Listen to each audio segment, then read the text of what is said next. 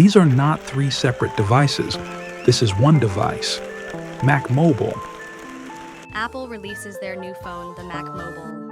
Today, as you can see, hundreds more, all waiting for this brand new device. Mac Mobile. Mac Mobile. Mac Mobile.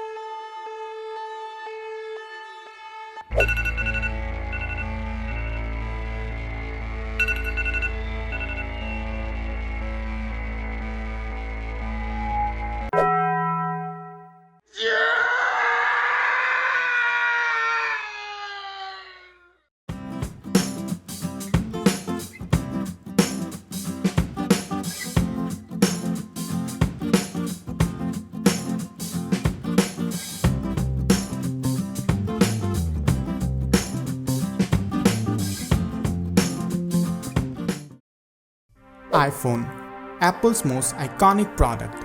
Half of Apple's total revenue is generated from the iPhone sales alone. And thanks to their devoted followers, it has been consistent since its launch in 2007.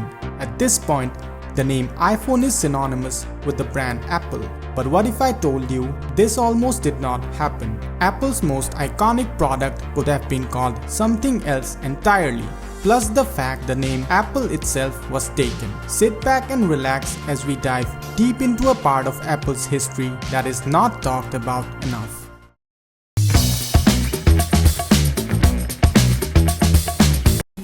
Introducing Macintosh. Ever since Apple stepped into the consumer electronics market, the rumor mills have been running wild. People on the internet would make crazy photoshopped iPhone mock-ups. Every Apple rumor site would post its supposed features and specifications. Almost every day there would be an iPhone related story, all for a device that Apple hasn't even announced yet.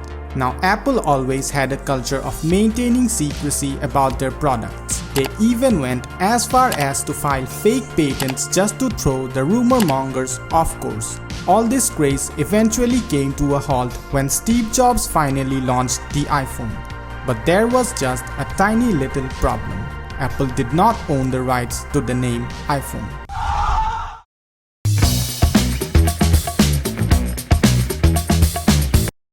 It was 2006 when Cisco, a networking and telecommunications company, released their new range of VoIP phones named iPhones. They had the trademark reserved for more than 5 years at this point. This sent Apple fans into a frenzy when they realized that when Apple would release their phones, it won't be called iPhone anymore. Some people hated the idea of calling Apple's phone with some other name, while others suggested alternative names. Among the names suggested online were iPhone, Mac Mobile, Telepod, iMobile, Podphone, iChat, and iMistake. The last one clearly coming from someone who wasn't a big fan. Bruh. But the real shocker came when Apple announced their new phone as the iPhone.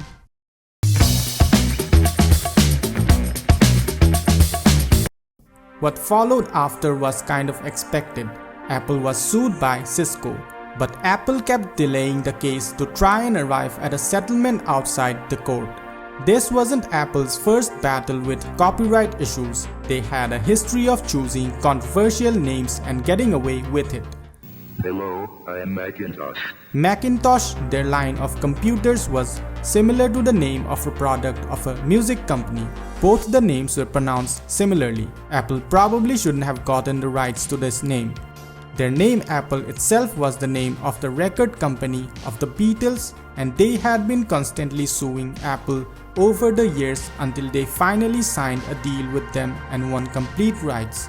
So, when Steve Jobs went on stage in front of 4,000 people and announced the product with a name that was trademarked by another company, they very well were absolutely sure they would win the trademark.